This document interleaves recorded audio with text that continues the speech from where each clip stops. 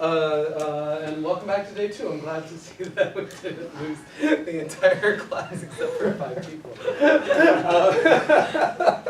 Oh boy. So starting to, but after today, it'll be a different story. So starting today, we're going to dive into the technical contents of 6838, and we'll come back out hopefully alive and breathing at the end of the semester. So let's see here. Our topic for the day is linear and variational problems. If you haven't noticed, this is like a sneaky way to say like linear algebra and calculus review. But I'm going to try and give it to you in language that's interesting even if you are comfortable in these areas. Okay. I suppose announcement number 1 is irrelevant. Welcome to our new classroom. Consider yourselves tuned. Right, a few other small things. One is that unfortunately Sebastian and I made a small mistake on your homework assignment, and incredibly, one of you people already got to this problem pretty far into the problem set, which leads me to believe the next one needs to be harder. Huh? In any event, there was a diagram that was revised, so if you have your homework, you should hit refresh on your laptop or print it out again or whatever it is that you like to do. Essentially, there's a diagram that looks like that, and there's an angle theta, and the correct version should have theta here. That's called the turning angle, right? Otherwise, I didn't have theta there before, and so then I got a question like, well, why is it sine of theta and not cosine of theta? And hopefully you guys can guess what went wrong in the diagram before. Okay, right, and then the other thing is that there's a, like I mentioned last time, there's a reading assignment in this class where you guys read through a paper of your choice in this discipline, and you just write, it's really not intended to be a big deal, but just to write a paragraph about sort of what is this paper about, and then some questions involving like, where were there holes, where is it applicable, whatever, just your thoughts, right? Some evidence that you read it. My worry in that reading assignment is that I think it's extremely easy for you guys to half-ass these sort of things, would be the technical term I would use. Like, you're right, you could absolutely just read the abstract and probably write a reasonable paragraph about a research paper. I see that among MIT undergraduates, but this is a graduate course on a special topic, so if you find yourself doing that, I would step back and think about why you're here, right? This is not the kind of class that you like have to take, so give it some thought and effort and all that good stuff. Anyway, that's as negative as it gets for me. Okay, any questions about just ongoing procedural stuff before we do math? I'm tired of running down the hallway. Fabulous. Okay, and I have a feeling we're going to have people trickling in today, seeing that we have this other classroom. If somebody could be kind enough to like make an announcement on Piazza, somebody perhaps being our TA, that would be great. I saw the comment from Leanne that I think it could be. Yes. Okay, so right. So our motivation for today is it turns out linear algebra and calculus are actually useful, despite the things that I read about our computer science curriculum here at MIT. And essentially what we're going to do is cover the tools that you guys need to understand how these areas get applied in the geometry world, and introduce a little bit of language and notation that maybe you're not used to. Part of this is just a review of linear algebra and talking about a basis and diagonality, all that good stuff. But I've tried to code it in such a way that at the same time maybe it'll give you guys something to think about if you're used to that kind of thing. Okay? Right, so I made 2 extremely debatable claims to start our lecture here. One is that in some sense linear algebra is part of geometry, so it's totally reasonable to cover it in a course like this. In particular, I would say linear algebra in some sense is all about the geometry of a flat space. Right? I mean, we talk a lot about hyperplanes and so on. And what we're going to see starting probably a lecture and a half from now, given our delayed start, is that essentially the way we're going to do differential geometry is that like we have one hammer, we want to hit as many nails as we can. And so we're going to take all these cool ideas from linear algebra and apply them locally to curves and surfaces and so on in the curve set, right? Because we all know if we take a magnifying glass close enough to an object, it starts to look flat, right? It's a picture of Withdraw. Okay, and then after that, let's see, even more debatable claim. As somebody who has a lot of background in optimization, I think there's a large amount of the geometry world that can be understood as maximizing and minimizing some functional. Whether that thing is like trying to find a shape that extremizes some quantity, trying to find the shortest path is another example. There are ways to understand curvature, all of these things as optimization problems. One vocabulary word for the computer scientists here, if you want to sound cool with your friends, you don't say you're solving optimization problems, you say you're solving variational problems. And we're going to cover some machinery in the world of variational calculus, which is essentially this idea that optimization is applicable not just to minimizing functions like f of x, right? Like how do we do that? We take gradients, set it to 0, all that good stuff. But also minimizing functionals, right? So for example, when I talk about a curve being the shortest path between 2 points, there's an optimization problem there, right? There's a whole space of curves, and I have a functional that takes as input a curve and outputs a number, like its length, and I'm trying to minimize that thing over all the sets of curves. And one of the really beautiful theories in the geometry world is all about how do I take these ideas from calculus where I talk about taking the gradient of a function, setting it to 0 as a way to minimize it, and apply it to problems where your unknown isn't just a number or a point, but rather a shape. Yeah? And so we'll start to talk about that today, and then we're going to kind of table it a little bit, and then we'll come back to it when we talk about vector fields, exterior calculus, all that good stuff. So that's our high-level plan for the day. Okay? Right, so we'll start with part 1. Shocker. And in addition to that, we're going to talk about notation that I find totally deplorable, that goes back to Einstein, who's a person you may have heard of in the physics sense, but it turns out really destroyed geometry notation for generations to come. And so anyway, I'm going to probably avoid Einstein notation in this course, but since we're asking you guys to read papers of the discipline that aren't ones that I wrote, I think it's valuable to just be kind of aware of what goes on in that world, so you don't like run away when you see it, because it is kind of a weird feature of differential geometry that you probably haven't seen in calculus class. Okay. All right. So first of all, the really boring stuff. I'm going to establish a little bit of notation for this course. This is actually different from the notation the last time I taught 6838. So there's p greater than 0.5 that occasionally I'll mess it up, and if I do, you're more than welcome to catch me on it. But in this class, we're going to think of vectors as bolded letters, and they'll be column vectors, right? So if I have a vector in the standard basis, then it'll just be a big list of numbers in a column. In differential geometry, typically we avoid writing anything in coordinates as far as possible, because x, y, and z are like really irrelevant to the shape of an object. Right? Like if I have this table and I like knock it over, it's still the same table, but it moved, right? All the x, y, z coordinates changed around, right? And so differential geometry people get really pedantic about avoiding coordinatizing stuff as much as they can. So we'll say, vectors are column vectors when we have to, but we're going to avoid them as much as possible. Similarly, in matrices, I'll use capital letters that aren't bold. Why, you might ask? Because that's what I did when I started writing my course notes, and now we're several feet deep. And then finally, the other thing is this little T thing denotes transpose. Yep. So hopefully we all remember how this works for matrices. By convention, when I take a vector and write its transpose, I'm going to think of it as a 1/n matrix. That makes sense? Hopefully we're good so far. This is just notation. Two things to double check here. So first of all, there's some shorthand that's not really shorthand, it's perfectly legitimate linear algebra, but they're also just things that you should look at from 20 feet away and be like, okay, this looks complicated, but it ain't. So one of them is dot products. You're probably used to seeing x dot y, but notice I put a transpose here. Yeah? And that's a reasonable thing to do, right? Because let's say that x is equal to x1 xn, right? Then what is x transpose times y? Well, it's the transpose of a column vector is a row vector. Yeah, so x1, we're starting easy today. Times y, which is the column vector. And do all y'all remember how matrix multiplication works? You go this way on the left, that way on the right. Yeah? So you have x1, y1, x2, y2, dot, dot, dot, xn, yn. Like that, which is exactly the formula we all know and love for dot product. Yeah? And similarly, if I stick a matrix A here, what ends up happening to this formula here? I did a really sloppy job cleaning the order. That's okay. A little flustered today.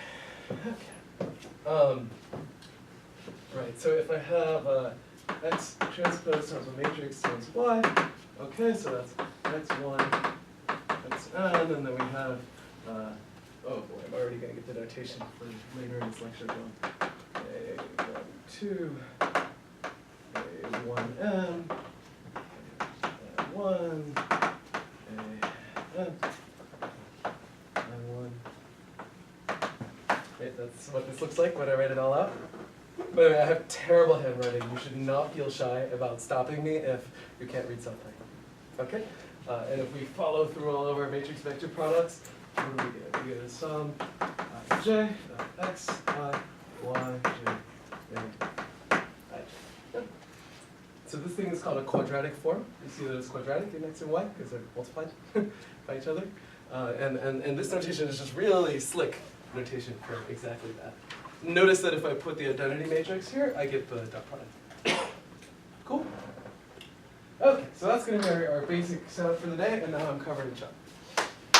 Okay, so as an aside, there's a useful tool that's optional in this course. Like it's perfectly fine to do all of your calculations in coordinates like this. My personal philosophy is as long as your math is correct, I don't care how you do it. You know, there are other people who have a certain aesthetic that like maybe differential geometry proofs should never include coordinates or something like that. I'm more of a, you know, like whatever. If you have a hammer and a set of nails, you make it work. However, there's an extremely elegant version of calculus that works on problems where your unknown isn't just a vector or a point, but rather like a matrix. How many of us have seen matrix calculus before? If you haven't, it's okay. So like for instance, like maybe I have, you know, a problem like I want to find the matrix A that looks the most like some other matrix, you know, something like this, right? So my unknown is a matrix problem. I guess the way I've written it, the answer is pretty clear. But in this case, you know, how could I do this? Well, this is still just a bunch of unknowns. They happen to be arranged in a grid, but I could have written it like a vector. There's no reason they have to be written any particular way, right? So I can still take the derivative with respect to A, set it to 0, and do all that good stuff. Matrix calculus says that like we should go back and think about calculus for problems whose unknown is specifically a matrix, and there's an elegant theory about like computing gradients and all that good stuff. And it's often a good shortest path to a very simple answer to your homework, rather than like resorting to this stuff, taking the gradient in every single ij and then going back, which is much trickier. Yeah? And so I pointed you toward two things, both of which are not instructional at all, but rather just giant tables of formulas that are really useful in matrix calculus. I think this is one of the most cited documents that I see that's just a big pile of, it's like a table of stuff. More recently, this matrixcalculus.org website has actually really changed the way I do research, which has more to do, says more about my calculus ability than anything else. But essentially, maybe I'll even show you guys real quick what it looks like. It's going to be one of those times where I'm trying to show you stuff, but I can't see it on my screen. So if I go to matrixcalculus.org, I can like type in expressions like, I don't know, the trace of x transpose times a transpose times a times y. And maybe I want to differentiate that with respect to the matrix A. And it just doesn't. It's like kind of amazing that this actually works, you know? And you can like choose, like here it's assumed A is symmetric, maybe it's not, maybe it's actually asymmetric and there's a different gradient. Anyway, you're more than welcome to use this on your homework and just in your everyday life. Okay. I love that tool, so I just have to show it. All right, so let's talk about linear algebra philosophically for a minute. Right? I think we spent a lot of time in linear algebra class doing like really mechanical stuff, right? Like working out how to do matrix vector multiplication, how to solve AX equals B, Gaussian elimination, all that good stuff. Hopefully these are keywords that we remember. Yeah. Okay. You guys are like totally dead today. Okay, but the reality is that when you see a matrix in a different context, it can mean a very different thing. And this is something that often gets kind of glossed over in the undergrad linear algebra course. And in particular, I would argue that there's two big places that you see matrices, and they're just not the same, and we shouldn't glue them together. Those of you who are familiar with Einstein notation know where I'm going with this. And that these two roles are shown here. One is as a linear operator, and the other is as a quadratic form. In other words, linear algebra, linear operator, and quadratic form, these are terms we've heard before. Cool. All right, a little shaky, but that's okay. Right. So here's two different places where a matrix pops up. So one is, let's say that I have a function L, and modulo the usual list of properties in math that nobody cares about what they write down. The really two critical ones for my function L are that L of x plus y is equal to L of x plus L of y, and L of cx, where c is a scalar, x is a vector, equal to c L of x. And let's say that L satisfies these two properties. Can anybody give me an example of something operating on Euclidean space, like Rn, that has these two properties? Reflection. Reflection, yeah. Rotation. A function. Scaling. A function, Well, that would like be cosine. That would be, yeah, that No. would be R infinity. Yeah, not quite. But anything that can be written as a matrix vector product satisfies this, right? So let's think for a minute here. So let's say that I have f of x equals m times x. That's a function. Yeah? Okay, so what is f of x plus y? Well, that's m, this is going to be a problem, times x plus y. Yeah? Now by the distributive property, we've got mx plus my, which is f of x plus f of y. I'll let you check the second property at home. Actually, I won't. So what is f of c times x? Well, that's m, like that, right? Obviously, I have to pull this scale out. Yeah. These are two axioms that are clearly satisfied by metric vector product. And in fact, these are not just sufficient, it's also necessary, right? So in particular, I claim that if I have a function L that goes, for now, we'll do the general case because we're grown-ups, this is a grad class. Let's say that I have a function L that satisfies these two properties, and in addition to that, L goes from Rn to Rn. Okay? In other words, it takes n-dimensional vectors and it maps them to m-dimensional vectors. Hopefully we've seen that kind of notation before. Okay, so what can I do? Well, let's say that I have a general vector x. And we have the standard basis, right? Like 1, 0, 0, 0, 0, 1, 0, 0, all that good stuff. I could write x as the following. I can write it as the ith coordinate times the ith standard basis vector. Yeah, I haven't done anything too profound yet. And now, let's say that I apply L to x. Okay? Then what happens? Well, this is L of the sum of x, I, e, I. Notice, we're going to foreshadow a little bit. I put the upper I here and the lower I there. Yeah? This is a sum, so I can pull it outside. Yeah? Sorry, what's that E, like on the sum? Oh, sure. What was Yeah. that hat on top? That's a great question. Oh, man. Okay, so E1, for example, would be 1, 0, 0, like that. Right, so these are the standard basis vectors. So all I'm saying is that, like, well, if I want to put x1 here, well, that's the same as x1 times E1. Yeah? Okay, that was fun. So these are scalars and these are vectors. Okay? So what do we know? We know we can pull sums out and we know we can pull scalars out. So this is really the sum over I, x, L of E, I. Yeah? And this object, he is a vector, or she is a vector in R. Yeah? Just because that's the image of L.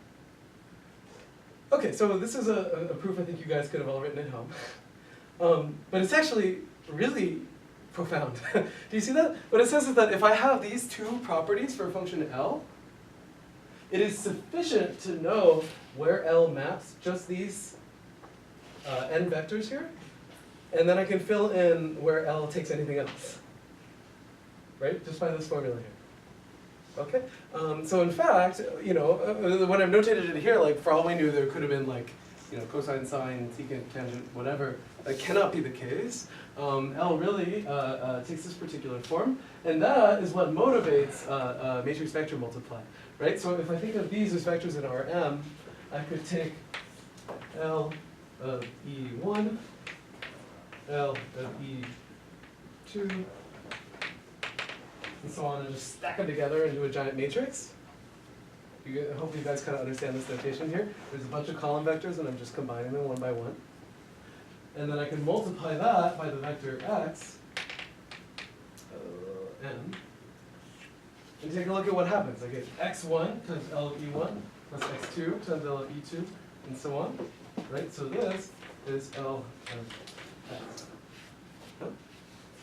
So that's one way to interpret a matrix, right? A matrix is just the image of all of the standard basis vectors under this map, which takes you from x to the matrix times x. Everyone with me so far? Some nods? Some signs of life? Cool. Okay. Fabulous. So we all agree that if this is true, then L of x equals A times x for some matrix n. Yeah? And this is one place where we see matrices in our everyday life. Certainly in my everyday life. Okay. But there's a very different place where we also see matrices that come up, and it's not clear how these two are related. It turns out they're related very intricately, but that's a priori not necessarily the case, right? So here, let's say that I have a function g that satisfies these four properties. In fact, I can actually ignore the for g. Yeah? So g is symmetric, so like g of uv equals g of vu. G of a times u equals a times g of uv. Yeah? And finally, that it distributes over the sums. Notice, by the way, that this property plus the other two mean that I could have written this in the second slot. Okay. In that case, if you work through a similarly uninteresting argument here, what you can show is that there's some matrix B so that G of u comma v equals u transpose bv. And in particular, because of the symmetry property here, what do we know about B as a matrix? It's symmetric. Yeah? What does it mean if A is symmetric upstairs? It's like actually not super clear. You see that? So when you take a linear algebra class, and first you talk about like solving AX equals B, and then suddenly you have like symmetry and eigenvalues and so on, somehow this blurs together the fact that we see matrices in two different places, quadratic functions and linear ones. And they're really not the same, and they're not interchangeable. So we're in a computer science class here, and I would argue that what's going on, well, first of all, I guess I got ahead of myself. These are, I think the answer is no. Like, these are not things that we can just swap out for one another, right? In other words, if I think of A, like just putting in Y transpose in front of that A times X really might not make a whole lot of sense. Yeah? And this is the way, notice, by the way, this is a type of reasoning I want you guys to use a lot in this course, is like, instead of like, here's a giant pile of symbols, like, geometrically, what is this object actually doing? And I think that's a great way to really understand what's going on. So in any event, I would argue that this is a data structure problem from a computer science perspective, right? That we have this one thing, a grid of numbers. Yeah, it's a useful data structure, but really we somehow haven't done the right type checking here, right? We haven't double checked that it makes sense to apply a particular matrix to a particular task. In other words, if I gave Leanne an n by m grid of numbers, she wouldn't be able to tell me which of these two things they are, even though it doesn't make sense even for them. Yeah? So, yeah, so here's a better picture of that I think you guys learn about sort of two different things that happen in linear algebra class, right? One of them is like, as a lot of people pointed out, rotation, reflection, translation? No, right? Translation is not linear. Fun fact. And then you also learn about things like inner products, right? And all of these behave nicely in linear algebra world, and they all involve matrices. But that doesn't mean that all matrices are created equal. Okay? Hopefully I have now managed to repeat myself at least 100 times on this particular point. But it's a really critical one, and the reason why I mention it so many times is that in a few lectures we're going to start talking about tensors and things that show up in differential geometry quite a bit. And then this is going to matter quite a bit, where depending on where the vector goes into your tensor, is going to really affect how we interpret the entries of the matrix. Okay? That's not a thing I expect you to know going into this class. Okay, so right, so a little bit of additional notation, like we've already seen. We're going to think of a vector as sort of a coordinatized object. In this class, by the way, eventually we're going to talk about manifolds, and for the most part, I'm going to assume that they're embedded. If you don't know what that means, that's okay. But just if you're like a math student and you're really worried that I'm not doing a general case, like I know. And we're going to have these objects which are the standard basis, right? And that's just the vectors like 1, 0, 0, 0, 0, 1, 0, 0, 0, and so on. Okay? So there's slick notation for vector v, which is that it's the sum over k, v super k times e sub k. Incidentally, in your intro linear algebra classes, are you guys used to seeing indices on the top and the bottom here? Yeah, so I think this is something that's probably kind of new. It certainly was new to me as a computer scientist first and a geometry person second. But it's extremely common in the math world, and it's really useful for bookkeeping. Yeah? For the standard basis, is there situations where the k is upstairs? Ah, that's a great question. The answer is yes, but you're not going to see it in today's lecture because implicitly we have an inner product matrix that's the identity. We're going to come back to that. So exactly the right question to ask. Okay. Everybody with me so far notationally what a matrix vector product is? Spiritually, why there's different ways to understand matrices? There's no dumb questions except for the ones that I asked. Okay. Fabulous. So Einstein, you know, our favorite scientist here, he had an interesting contribution to the world. Just one. And it destroyed everything, which is a notational hack. So Einstein noticed that in geometry world, there's very rarely a time when you see an expression like this and there's not a sum sitting right next to it. And that makes sense, right? Like, because if there weren't, or like maybe there's only the first two terms and you're in 3D or something, like somehow there's some coordinate dependence, and we know that coordinates don't matter in geometry, so you kind of expect there to always be some sitting in front of him. And Einstein was a lazy guy. You know, he didn't have LaTeX. It was back in the day. It was hard to type this kind of stuff. So what do you think he did? He just got rid of this stuff. Yeah. And so Einstein notation looks like this, which is to say, anytime I see the same letter twice, I sum over it. I hate this, because if you're a computer scientist and you're trying to type this formula in, it is a great way to introduce bugs in your code. Yeah? But it is true, it saves you some writing. And maybe to torture your TA, if you want to use this stuff through the semester, I'll let him be the guy that checks it. Because I certainly will never get it right. In fact, if you're reading the course notes and you like needling your professor on typos, that's a great place to look. So the basic point of Einstein notation is that anytime you see an index twice, once upstairs and once downstairs, then implicitly sitting right there, there's a sum over k, or whatever the index is. Okay? And just today, we're going to practice with this notation a little bit, and then I'm not going to use it again because I get confused and I hate it. Okay? But it is true, it saves you a lot of typing, and especially, like, you know, for Einstein, you know, he was working a lot in dimension 4, right? Because he had x, y, z in time. And it got really annoying to have a bunch of, you know, 4 sums all the time. And so this made a lot of sense. But you should only use it if you're confident in it as shorthand. There's nothing like inherently magical about writing things this way. Okay? Just give it shivers. In fact, there's a great question related to it that we'll come back to later when we talk about inner products, is when would you swap these two things? Like maybe the E has an upper K. And roughly what that's going to correspond to is the E sub Ks are like row or column vectors. And when we raise the index, which is a phrase you see a lot in geometry textbooks, that's going to be like flipping from a column vector to a row vector, right? And raising the index is kind of cool because it takes E, which is currently a vector, and in some sense translates it into an operator, right? Because now I can multiply E by vectors and it makes sense, right? It looks like a dot product. And that's the sort of magic trick that happens in these areas. Yeah? So if you're really good at this stuff, I'm not, you can like do all these magic tricks and kind of put indices every which way to get the right expression. I can't, so every time I do it, I have to start from scratch again.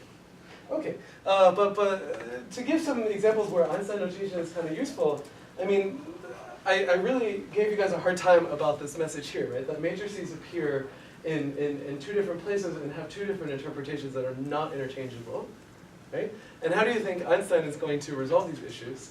Well, the indices are going to end up in different places. In particular, so we've taken this convention that when I notate a vector, the index is upstairs, okay?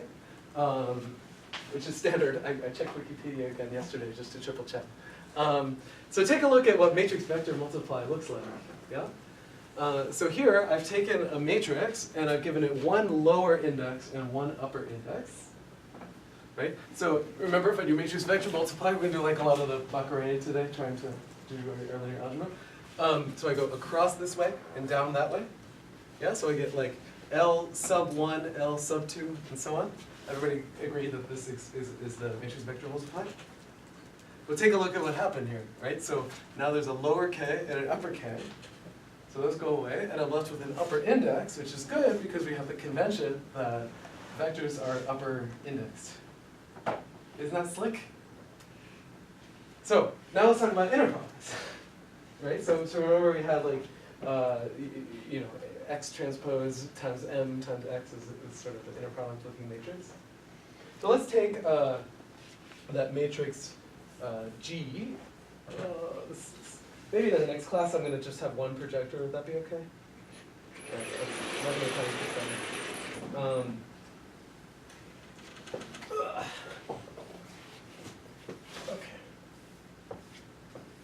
So let's say I have a function g that satisfies all those axioms we saw before. So it's symmetric and linear in the two arguments. Okay? And let's say that I have g of u, v, where these are two vectors. Yeah? So if we're feeling really slick, we can use some kind of cute notation here now, right? So we have g of u upper k times e lower k, right? Implicitly there's a sum there. You didn't see it, but it's there. Yeah? And similarly we have v upper L, e lower L. Right? This is just like the proof we had before, just minus a bunch of sigmas. Okay? And now let's see. So remember these are vectors and these guys are scalars. Yeah? And remember our properties of G is that one of them is that I can pull scalars out. Right? So implicitly, this thing is G, or rather U upper K, V upper L, G E K, E L. Hope we all agree. Okay, and this is a finite set of numbers. So you see that these G's, like U and V could be anything. These are just arbitrary vectors. But these are specifically G evaluated at these pairs of things. Okay, so there's n squared of them. So I can notate this. How am I going to notate this object? Yeah, so and remember, I want to have a double sum. I have upstairs stuff here. I want a double sum over these things. This will be G lower K lower. Yeah? So at the end of the day, this is U K V L G. Slick, huh? Right? So implicitly, what did I just prove? I proved that there's some finite set of numbers that I need to know in order to completely characterize the set of functions of G. Yeah? Also notice that if I wanted to be less pedantic, these G's really just form a matrix, right? It's indexed by two numbers. Okay, so everybody get the point? That now, essentially what Einstein has shown us, right, is that on the one hand, a matrix is acting as a linear operator, has maybe one upper index and one lower index, and a matrix that's acting as an inner product or a quadratic form has two lower indices. Yeah? Maybe I missed it, but what's the thing you put above the E, the little thing? Oh, this? Yeah. Is this a vector sign? Okay. Yeah, because Just to it's say hard to something. write bold letters on the board. Oh, okay. Yeah. Good question. Yeah. Any others? Those of you who took my undergrad graphics class are probably like, what the hell is going on? This is not what 837 looks like. Okay. But anyway, I would say that really all that Einstein was after was some kind of type checking, which is a thing that we're very familiar with in computer science, right? We have integers, we have doubles, we have floats and strings and all that good stuff, and we really shouldn't mix them together, even though, like, well, an integer and a double are both numbers, right? And so the way that he got around that is by noticing that, like, yeah, matrices appear in a lot of places, but really, they should be interpreted different ways, and that we should be careful about it. Right? So that's really all that's going on here. So now you're all equipped to go read, the annals of differential geometry and all those crazy journals that I'm really afraid of. Okay, so everybody makes it. Yes.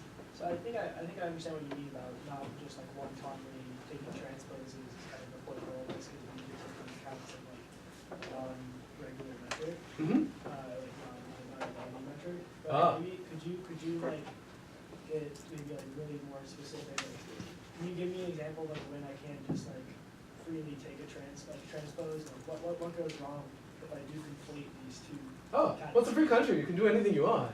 And it makes perfect sense to transpose any matrix. But what I'm saying is, for instance, if I have a matrix whose job is to rotate, well, that's a bad example, whose job it is to shear vectors in R2. Yeah? You tell me, geometrically, what is the transpose of that? What does that do to vectors? It's not so clear, right? And the reason is because maybe that's not an operation that really makes sense for that type of matrix. Yeah? So this isn't to say that you can't do it numerically or algorithmically. Absolutely, you can transpose anything you want. But it's to say that there are certain operations that we often treat as one big bag of tricks that we do to matrices that really you need to know a little bit about your matrix before you start using it. Yeah? And that's really what this notation is intended to highlight. Yeah, it's a great question. The other thing, as you mentioned, it sounds like you foreshadowed, like you've seen this stuff before, is keeping track of the right metric. You're absolutely right. We haven't defined metric yet, so that's certainly not something I'm intending for now, but it will be important. Yeah. Great question. Any others? Okay, cool. All right. If you guys want a really nasty one to think about at home, I thought I'd give you a good thought question you can discuss on Piazza or whatever. So here's an optimization problem, right? I'm going to minimize over all vectors x, 1/2 x transpose ax, right? This is a scalar. Hopefully you can see that, right? Because it's a quadratic form. Plus x transpose b is the dot product. Right? So this entire expression goes from vectors x to numbers. Yeah? And if you take the gradient of this with respect to x, you set it equal to 0. What you'll find is that ax equals b. Hopefully this isn't too much of a surprise. My question is, try to write this set of relationships in Einstein notation. And you'll find you'll get in a little bit of trouble, because here, a is being treated like a quadratic form. Over here, it's being treated like a linear operator. So something happened in between. And that's because implicitly there's an identity matrix that's hiding in here that actually matters quite a bit. Anyway, I'll let you think about that now. Okay, so anyway, that's enough of our high-level stuff. Now we'll get back to some concrete things. So first of all, some new terminology. Probably you guys are used to words like matrix and vector. Certainly we'll use plenty of that in 838. Oftentimes I will also use the term linear operator in your head. If you like, every time you hear that, you just hear matrix. That's kind of fine. But a linear operator is a thing that takes as input a vector x, and as output makes maybe a times x in the finite dimensional case. Okay. So for every matrix, there's a linear operator on our end. For every linear operator, there's a matrix. And these are all just vocabulary words. By the way, starting in our next lecture, we'll do what you would probably consider geometry, like curves and surfaces and stuff. But it's important to get this kind of stuff out of the way. Okay? Fabulous. Can anybody think of things that are linear operators that maybe don't look like matrix vector products?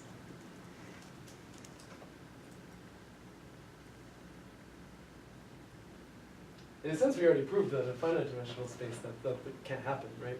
That was all this argument involving the columns of the matrix. But in infinite dimensional space, Fourier transform is a great example. Right? The Fourier transform of the sum of two functions is equal to the sum of their Fourier transforms. Yeah. How about another one for differentiable functions? Differentiating. Derivatives. Fabulous. If you haven't noticed, I don't ask more questions.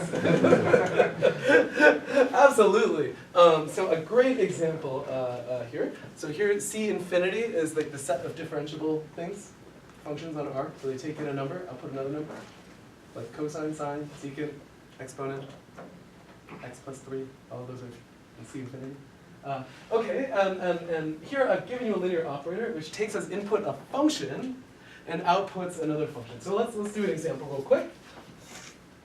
So let's say that my function Somebody give me a function. Not too complicated and bad at math. Cosine. Cosine.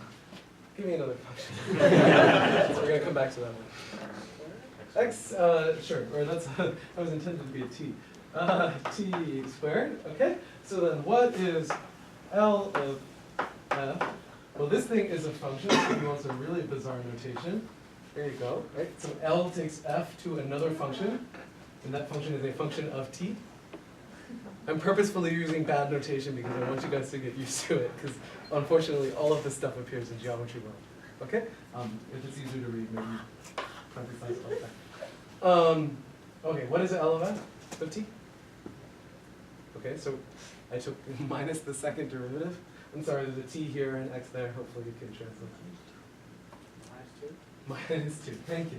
Okay, everybody understand that? This is really a function of t, right? It goes from t to minus 2. Okay, and one of the really deep observations of the 18th century is that all the machinery we build up for linear algebra applies in this case as well, right? So for instance, in linear algebra, we talk a lot about eigenvectors, right? These are things that like you take your linear operator, you apply it, and you get some multiple back. And now let's go back to the thing that I think you were anticipating a minute ago. Let's say that f of t is cosine of a t. Yeah? So then what's the second derivative of cosine? Almost gotcha. Yep, you're exactly right. Minus A squared. there you go.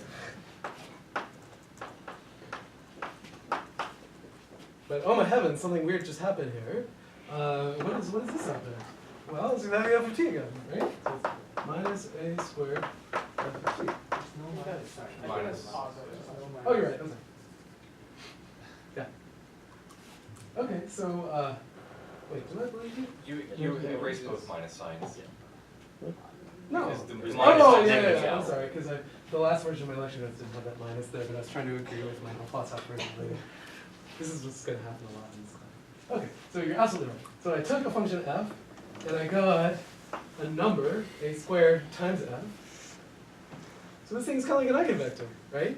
I have a linear operator, I put in a thing, f, and I got a multiple of that thing by a squared, so I'd probably call it a squared, the eigenvalue associated to my eigenfunction f. This is kind of a weird one because this is very non-compact set, right? R is big. Can anybody give me a different eigenfunction? Other than like cosine of 3t? Sine? How about a third one? Exponential. Exponential, right? If I put in e to the at, I'll get a squared e to the at. Yeah? So this was, and in fact, how many of us remember the spectral theorem from linear algebra? My goal today is to dredge up all of the keywords that you probably forgot from linear algebra class. Right? The spectral theorem tells me if I have a symmetric looking thing, then it has a full set of eigenvalues, they're all the eigenvectors are orthogonal, all that good stuff. So, you guys brought up the Fourier transform a minute ago. Remember, the Fourier transform essentially writes functions as combinations of these things. So let's think for a minute. On the one hand, Fourier theory tells me I can write a function as a big sum of cosines and sines, right? That's roughly what Fourier tells me. On the other hand, the spectral theorem tells me if I take any vector, I can write it as a big sum of eigenvectors of a matrix. And it turns out, one way to derive Fourier theory is it's just as a special case of the spectral theorem, right? These are cosine apparently is eigenfunction of Laplace operator. So by some version of the spectral theorem, these guys span the set of functions. And that's all you need to write stuff in a basics. You're done. Yeah? Is that a particularly illuminating proof? No. But and it requires a lot of heavy analysis to really justify. But it is true. All these theories are roughly the same. Okay. So let's go back to reality here. So we have a linear system of equations. I think this is something you guys are all used to seeing. Ax equals b. The typical inverse problem in linear algebra is to recover x from a relationship like this. Can any of you guys name some algorithms for solving this problem? Gaussian elimination is a fabulous one, and probably one you've all done by hand far too many times in algebra class. Yeah? What was that? No. The only problem is Gaussian elimination is hella slow, would be the technical term. So in particular, let's say I have an n by n matrix. Let's think about the runtime of Gaussian elimination for a second, right? What do I have to do? I do that, remember you kind of do forward substitution, right? And every iteration of forward substitution takes n squared time. I have to look at the whole matrix, roughly, you know, at least all the stuff below. And how many forward eliminations do I have to do? Well, 1 per row, right? So there's n cubed time is the runtime for Gaussian elimination. And okay, so that like cute teddy bear that was on my slides in our last lecture, that thing had, I think, like around 8,000 vertices. So you need 8,000 cubed time to solve just a very simple problem in our domain. And unfortunately, that's far too slow. 8,000 cubed is a big number that I can't even count. I think it has a 2 and a 4 in it. And because of that, there are many other algorithms out there. In this class, this is not a topic that we're going to study, but we are going to use a few of them, and they're built into the programming languages that we've set you up with in your homework. But there are a few things that you should know, because as an author of a numerical analysis textbook, I'm actually morally and contractually obligated to share with you. One is that, okay, if you're a mathematician, how do I solve AX equals B? So like X equals A inverse times B. Yeah? Algorithmically, is that a good thing to do? No. Everybody repeat after me. I will never explicitly compute the inverse of a matrix. Never explicitly compute the inverse of a matrix. Yeah. So the reality is, if I want to solve AX equals B for a single X given a single B, computing all of A inverse is totally overkill. Do you see that? And in fact, it can introduce a lot of error in your code. It's slow to run. Typically, if your matrix is sparse, like it has a lot of zeros in it, that may not be true for the inverse. In fact, it's rarely true for, I think, a matrix and its inverse. I think it's never true. Not sure. I think pops up. Yeah. So essentially, you should never compute an inverse of a matrix explicitly if you can avoid it. Actually, what I just said is false, because the inverse of an upper triangular matrix is upper triangle. Interestingly, I had everybody repeat the same mantra the last time I taught this course, and somebody sent me this paper because I couldn't let well enough alone. And it's an interesting one. It's kind of a fun read if you like numerical stuff. So there's two different things that us numerical analysis professors like to harp on. One is that you should never compute inverse of a matrix because it's inaccurate and dense, and the other is that it's slow. It turns out only half of that is really true. At least according to these folks, actually it's perfectly accurate to compute the inverse of a matrix and then multiply those two. But that says nothing algorithmically. It's just apparently from like a accuracy perspective, it's not necessarily so clear that one is better than the other. So anyway, don't send me this paper. I know it exists. But I still stand by my assessment, which is that like there are algorithms that solve AX equals B faster than algorithms that first compute the inverse of A and then multiply the two together. And that's certainly true. And in fact, it's not just true in general, it is particularly true in our research discipline. And the reason for that is that the matrices that we care about in the geometry world are extremely structured. Okay? Has anybody ever heard this term before when we talk about structured matrices? It's okay if you haven't. Yeah. Right, so oftentimes, for example, I'll have a triangulated surface, I'll have a bunch of triangles on a 3D thing, and I'll have one variable in my problem per vertex on my triangle mesh. And a very typical thing will be to have a matrix where the only non-zero entries in my matrix involve a vertex and its neighbors, right? So for example, if you've looked at surface parametrization, that's sort of the classic one, yeah? In that case, anybody know there's like a good bar trivia question here, the average number of neighbors of a vertex on a manifold triangle mesh? 6. Thanks, Leon. Yeah, so it turns out on average, every vertex has 6 neighbors, which means that matrix that I just described for you has how many non-zeros per row? 6. 7. Lies. Yeah, 7. You forgot the diagonal. Right. Right. So would an efficient data structure for storing that matrix be just an n by n grid of numbers? No, because most of those numbers are 0.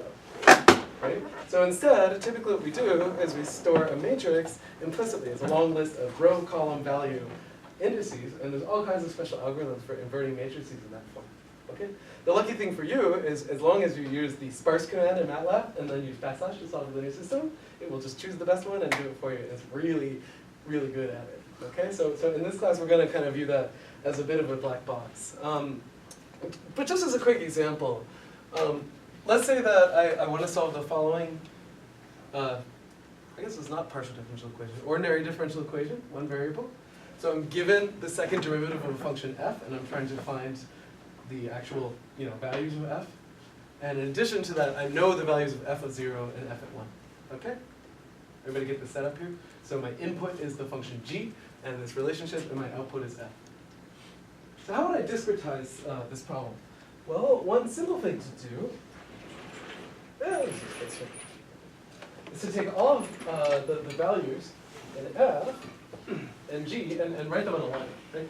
So in particular, here's 0, here's 1. The space of functions is really big. Yeah, so typically we say, okay, we're going to sample this line in a bunch of evenly spaced points, right? So this is like f of 0, this is f of h, this is f of 2h. Right, so we just have a bunch of samples of f. Yeah? So what would be a reasonable first derivative for f? Well, one thing I could do would be to associate it with the midpoint of every line segment. And say, like, for instance, the derivative here is f of 2h minus f h, right? Just like a divided difference thing. Notice that this is a linear operator, right? Going from the values of f, which I can store in a big vector, to this approximated derivative, right? It's linear. And if I do it a second time, like I take these two things, I subtract them, divide by h, yeah? Well, there's a convenient thing that happens, right? I ended up at the midpoint. The midpoint of midpoints is back on the original grid. Yeah?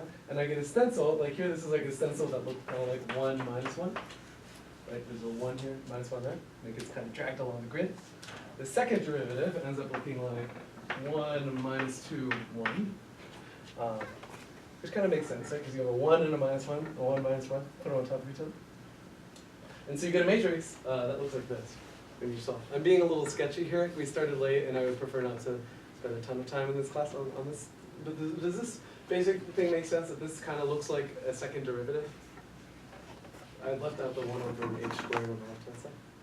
Okay. So this is some linear system.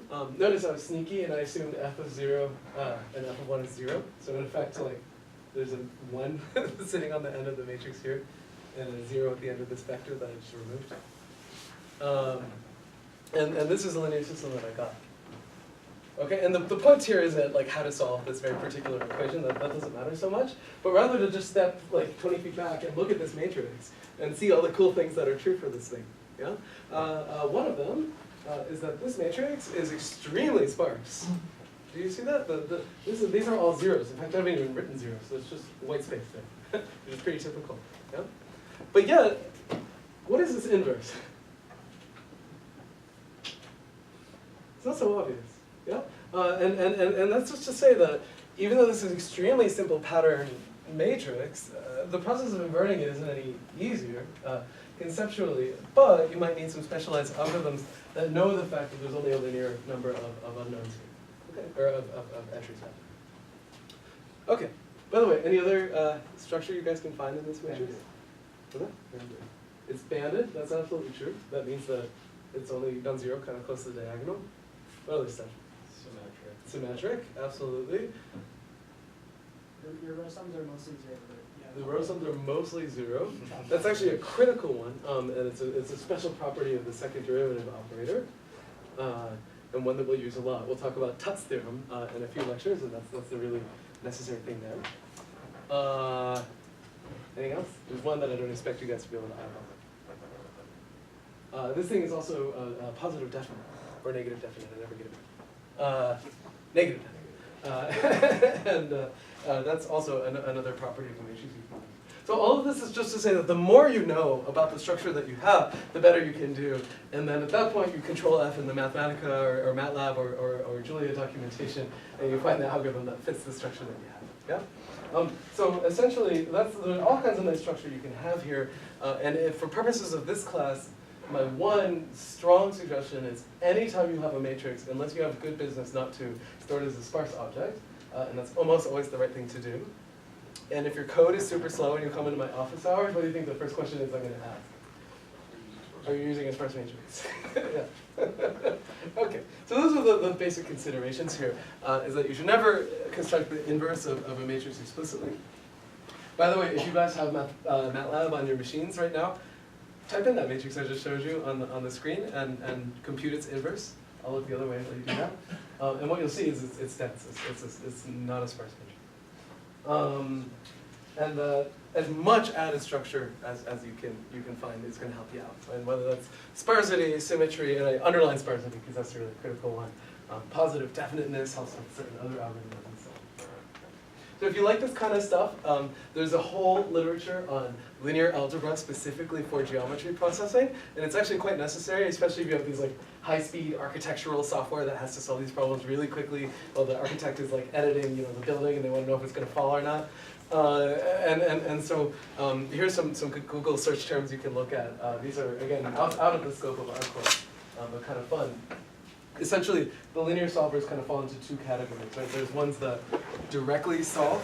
So if you think of Gaussian elimination, it's like an algorithm that gives you steps and terminates. The other way of doing it would be iteratively, like if you know gradient descent from machine learning class, right? That like defines some energy and decreases it, and the longer you wait, the better your solution gets, kind of thing. And both of those are applicable. And again, the really key property that's going to matter is sparsity. Here's the teddy bear that we mentioned. Any questions so far? Enthusiasm is killing me. Okay, and in this class, again, this is mostly just fun facts, but really, I've even given you here the page you need to look at. And these libraries are extremely powerful and can solve things up to the millions in some tiny fraction of a second. In fact, I think the first paper that I worked on with Sebastian involves a particular solver called Paradiso, which is like really incredible. I have no idea what's going on inside of there, but it's ridiculously fast and parallelized and all that good stuff. Okay, so that concludes our discussion of linear algebra. Essentially, that's your entire linear algebra class as it is relevant to us in 42 minutes or less. Any questions so far? We'll see how far we get in the next part and call it. Okay, so our next part is to talk a little bit about optimization, which is the other sledgehammer for math that we use a lot in the geometry world. And essentially, we're going to talk a bit about optimization terminology, and then given timing, probably in our next lecture, we'll start out by talking about variational calculus and do a quick calculation there so that you're equipped to do your first homework problem. Okay? Which, by the way, walks you through this stuff. Like, it wouldn't kill you to go ahead and try the first homework problem, and you'll essentially see what these calculations look like. Okay? So, I'm going to go back to some easy stuff for a few minutes. So first of all, optimization problems tend to take the form I've shown you on the screen here. Right? We want to minimize some function f of x, subject to g of x equals 0, h of x is greater than or equal to 0.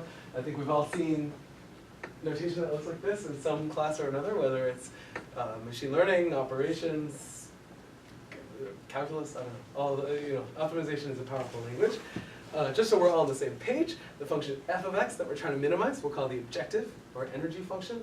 I personally don't love it when people call these things energies because we're not doing physics, so let's not kid ourselves. But in any event, that's a pretty common one. The first things are called equality constraints for obvious reasons. And the second is an inequality constraint. And typically here we think of these functions g and h as potentially vector bounded, right? So they don't just have to output one thing. It could be have 5 constraints. Yeah, that's perfectly fine. Okay, we're going to introduce really quickly all of our favorite notions from calculus. These are mostly just terms I'm assuming you already know. And if you don't, it's okay. I like you anyway, but you should look them up online before our next lecture or we're going to lose you. Okay? So a few terms that are necessary here. One is the gradient of a function. Right, so when I use the term gradient, it will be specifically a function from Rn, like some high-dimensional space, into the real numbers, rather than like Rn to Rm, right? And the gradient is a vector, which is all the partial derivatives of this object. One intuition that you guys should all have for gradients is they point uphill. By the way, you hear the phrase gradient descent a lot, and so I think a lot of people think gradients point downhill. They don't. This is a mistake I will likely make in class, and I blame the deep learning people. Okay, so like here, if you think of the dark and light as color values, you can see that the gradient is like a vector field that kind of points from one color into the other. The other thing is that orthogonal to the gradient are to first order the level sets of my function, like the places where it stays constant value. Okay, this is all just review. You guys don't need to write stuff down. It's on the slides. If I take the gradient, sort of the notion of gradient of a function that outputs more than one number, well, now I have a whole matrix, right? Because I have to differentiate every output of f in every input of f, right? So there's like a dfi dxj, and that forms a matrix. I probably already got the positions of the indices wrong. This thing we're going to call the Jacobian, and the reason, the way that we should think about it is kind of like a linear operator that's mapping from tangent plane here to tangent plane there. I know in the course notes I got the indices right. I'll double check slides at the end of class. If I take one more derivative of my function, I get what? What was it called? Hessian, yeah? Oh, Hessian, I don't know. I actually gave a math talk recently, and some German guy gave me a very hard time for calling it the Hessian. But this is a symmetric matrix of partial derivatives.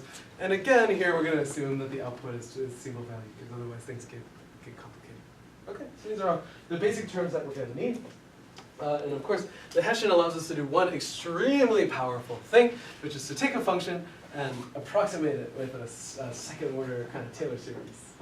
Right? So here, I have f of x is approximately to 0th order, f of x 0, to first order, f of x 0 plus this linear term, and to second order, this thing with the Hessian. Hopefully we've all seen expressions that look like this before. Yeah, and again, it might be kind of rusty. I know many computer science students are not used to seeing these kinds of things. I'm 100% confident you saw it in calculus class, but it might be something you consider reviewing. And the reason, unfortunately for us, is that we can't get around it. Right? In a few lectures, we're going to talk about the curvature of the surface. And curvature is a second derivative thing, right? Because what do first derivatives give you? They give you planes, and planes are flat. Yeah? So we need at least two of these objects to say anything smart about geometry. Let's wait, whatever you say there. Okay, great. So once we have notions of differentiation, we can solve problems in optimization. I think we all know that, right? So for example, if I have a function f of t, I want to find its minimum, what do I do? In calculus, AP calculus, high school. Take its derivative and set it to 0, yeah? And of course, all of optimization basically is encapsulated in that one phrase. But we like to use some fancy terminology, accoutrement around that. So here, in higher dimensions, if I have a function of multiple variables, instead of taking the derivative, setting 0 to gradient. And of course, we know that that is necessary, but not sufficient to be at a local minimum, because there's also things like saddle points, local maxes, all that good stuff.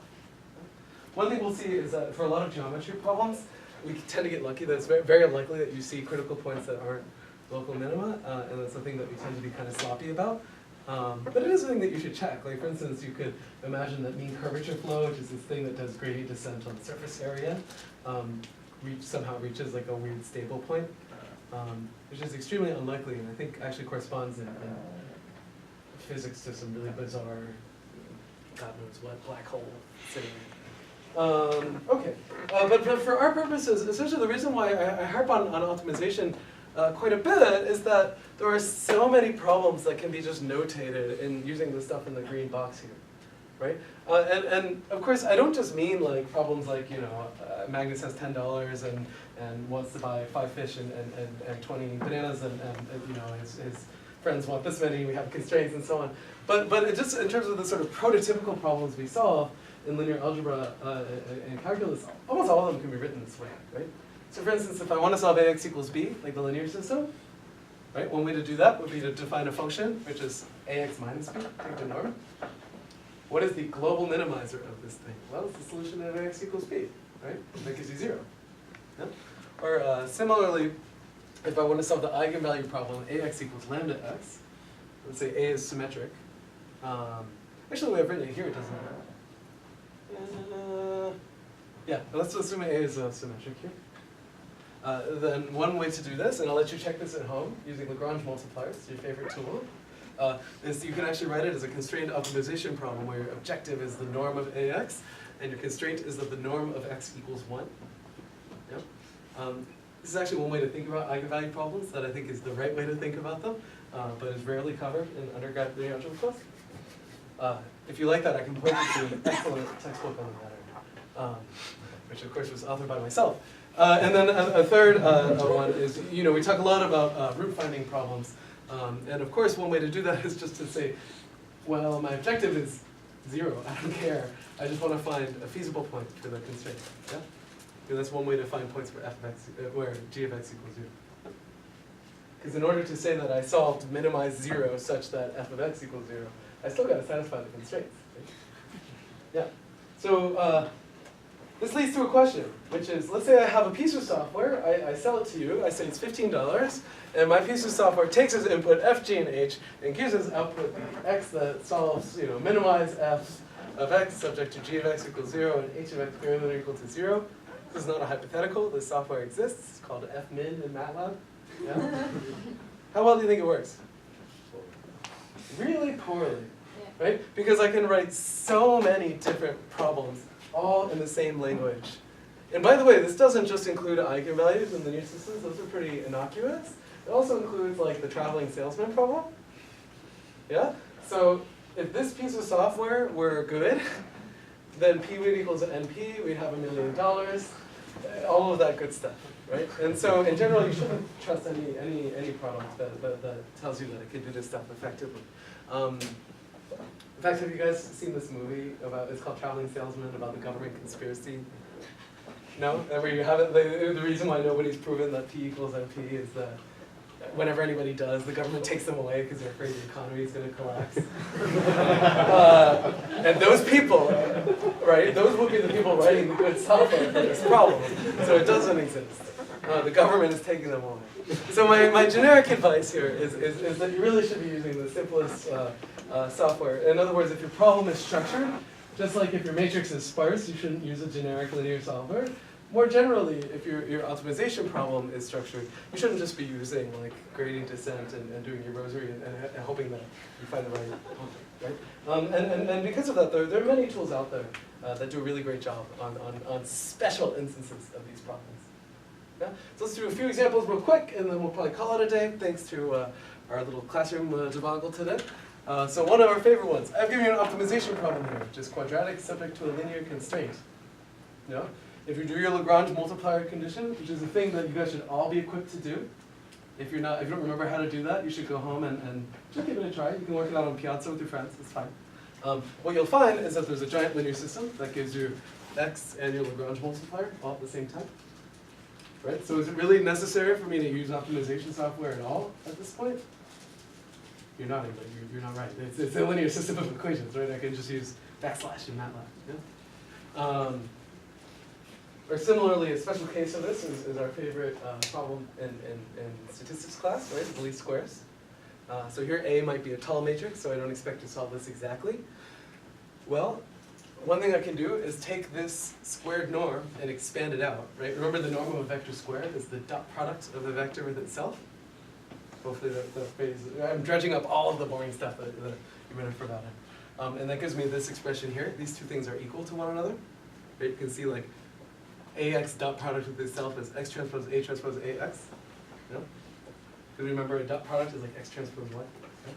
Yeah? Okay. And when I take the gradient of this thing, set it equal to 0, I get this relationship here with a very special name. It's called the normal equations. And there's very nice software out there very specifically for solving this thing. And in case you're thinking that this is somehow abstract math at A, so one nice example is mesh embedding here. So in the computer graphics world, a very typical task is to take a 3D model like this creepy death mask thing and map it into the plane. Right? So typically you store your texture map over here and you have the 3D surface over there. Yeah? And so in order to do that, I need to take all these vertices and give them positions on a photograph that's going to store the detailed texture. Right? So one way to do that is to solve a linear system of equations. So I could say, like, what makes for a good parameterization? First of all, what are my variables in this problem? Well, they're the positions of all of these points on this mesh. Right? So if there's n vertices, how many unknowns are there? 2n, right? Because we're in the plane here. Yeah? Okay. And well, I mean, if you think about it, R to the 2n is a big space. It includes a lot of parameterizations that are pretty useless. Right? I mean, it concludes the one where you take just this one vertex and move it like 10 miles to the right, just for fun. Yeah? So what distinguishes a good parameterization is probably one where adjacent vertices on the mesh end up in kind of nearby places down here. This is a nice least squares problem, right? Where I could say, let's formalize this a little bit. I could look at pairs of adjacent vertices on my triangle mesh. That's this notation here. And I'm going to say I pay money if those adjacent vertices get mapped to faraway places. Does this objective make some sense? So there's a least squares problem here for all of the xi's, where the x's are all the positions of all the vertices. It may be subject to some constraints, so maybe like you guys saw in that figure before, what did I do? Well, I took the boundary of this thing and just pinned it on a circle. So roughly what this is doing is like placing little rubber bands on all of these edges here and then kind of letting it relax. Yeah. And this is actually more or less, modulo a few changes, the state-of-the-art algorithm for surface parameterization is just solving this least squares problem, which we can all identify now. Well, it's a quadratic objective with linear constraints. So really, it's secretly just a linear system of equations. And yeah, that's exactly what people do. So if you boot up software like Maya and you ask it to automatically parameterize your model, this is how it's going to do it. Yeah? The slightly fancier version of this is aware of the lengths of the edges on your mesh, and that's what these W's might do. But we'll say that for later. Of course, I'm going to let you guys ponder something, and then I guess we'll return to it next time because we're about out of time. I snuck something past you when I described this algorithm, which is that I put constraints on the vertices on the boundary. Why did I do that? What would be the minimum of my objective function if I didn't have that? 0. Yeah? That puts everything really close to everything else. Yeah? So I kind of need these constraints for this thing to make sense. Yeah? So the thing that I guess I'll leave you guys with for next time is what should I do when I don't have any boundary constraints, but I still want a nice parameterization? Okay?